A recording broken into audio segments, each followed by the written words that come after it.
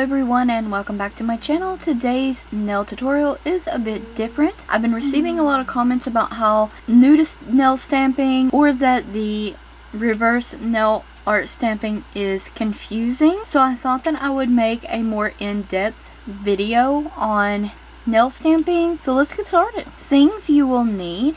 You will need to pick a base color, and I will tell you all about these polishes. If you're reverse stamping, you need to pick your fill-in colors, the colors you choose to fill in your image. I'm going to be using a small detail brush and a polish palette, stamping nail polish, scraper card. Today I'm using this shrinking and enlarging stamper, and of course any stamping plate. Today I want to do a daisies in the grass look. I was trying to create a grass-like look, so I used this Candy Moyo number 906. I put a couple of coats of that on my nails, one coat of the Sinful Colors nail polish in Bite. I chose the Sinful Colors nail polish because not only is this beautiful sparkly green, but it has a blue shift to it, and it reminded me of the blue grass in Kentucky. Now for the little grass-like pieces, I used the Finger Paints nail polish in Amazing Glaze. Then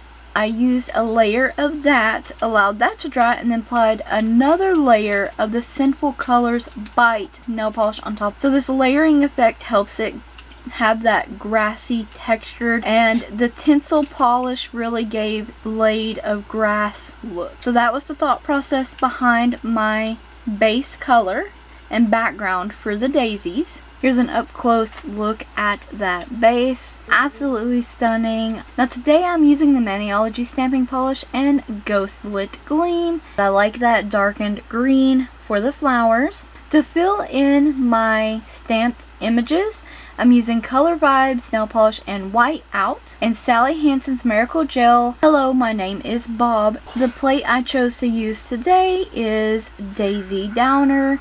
This is from Maniology, and I believe this plate is still available. Maniology M026.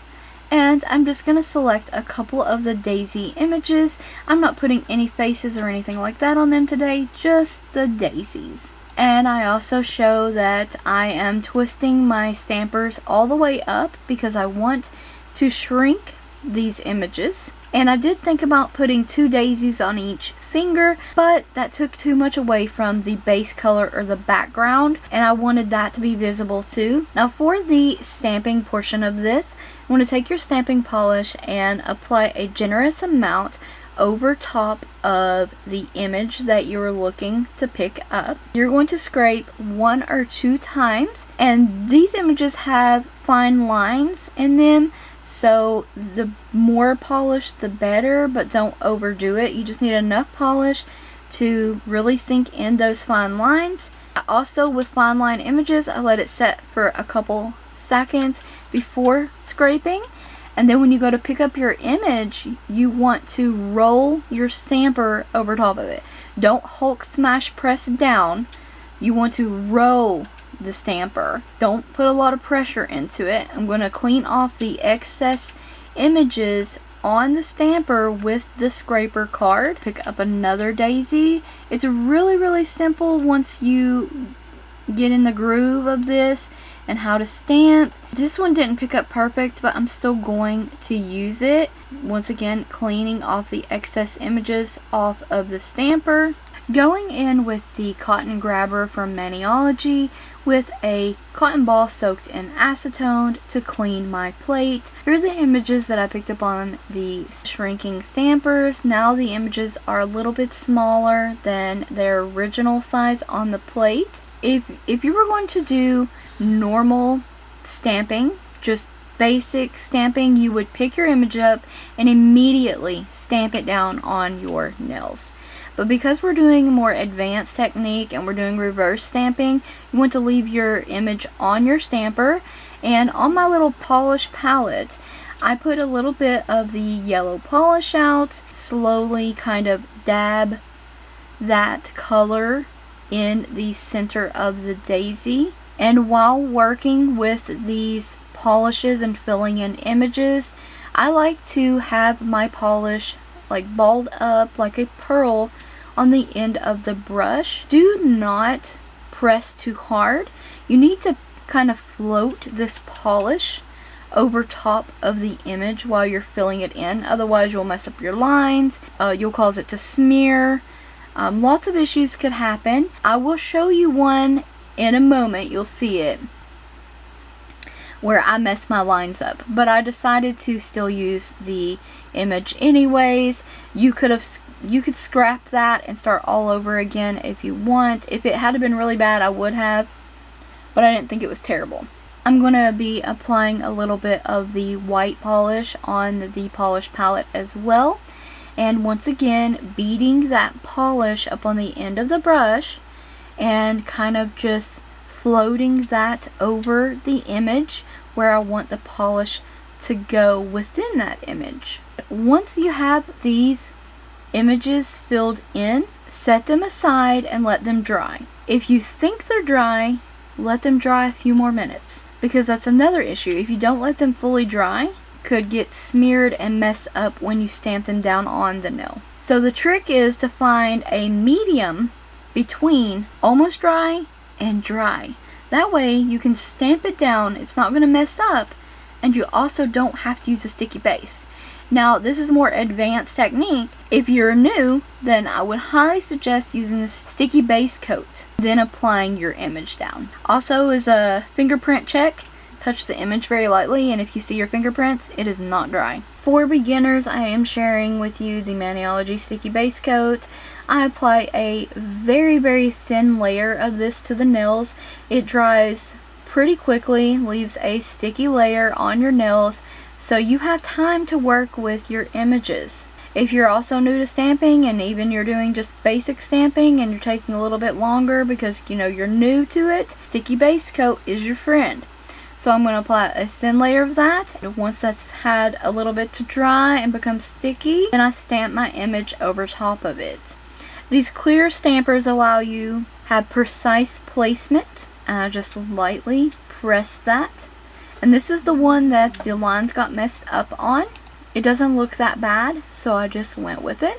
Now on this nail, this image was in that medium of almost dry and dry, a little bit tacky, and was able to directly stamp this onto the nail without messing it up. This technique is definitely more tricky, but I've been stamping for years. I also like to use this sticky stamper station to clean my stamper heads off. Anything that's sticking to your stamper, this sticky stamper station will get it off. And here is another way if you're working too slowly and the scraper card wouldn't pick up image off of the stamper, the excess imagery off of the stamper that you did not want. You can use the sticky stamper station and clean those excess pieces off of your stamper. To me, this process is really simple, really easy. I think it takes practice to get this far. Just keep on keeping on. Here is the Daisies all stamped on the nails. I love how this look came out. I'm using Maniology's smudge free top coat, which I highly recommend. This or a water-based top coat, because regular top coats will smudge your stamping. So after applying this top coat to seal in my stamping, I don't really apply this to my entire nail. I just apply it over top of the stamping. I allow that time to dry, and then I'm going to apply my actual top coat that I enjoy using.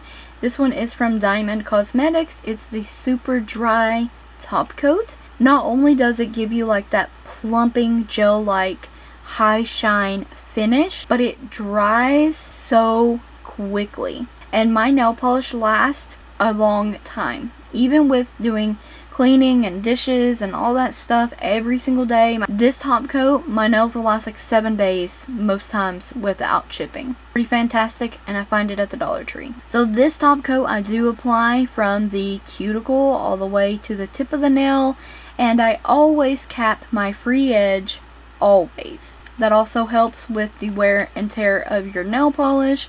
Always cap the free edge.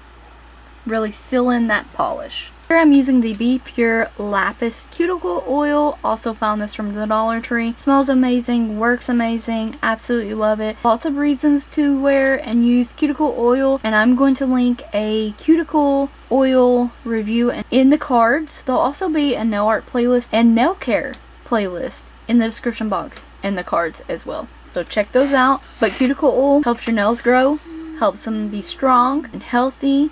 Lots of reasons to use cuticle oil. And here's the finished look. Aren't they beautiful? They look absolutely stunning. Perfect for spring. I hope that you guys enjoyed this video today. Found it helpful. If you have any other comments or questions, leave them in the comment section below. I would definitely answer any questions that you may have on nail art stamping, nail related stuff. Thank you so much for watching. Stay tuned for more videos like these. And don't forget to check the description box as well as the cards for additional links.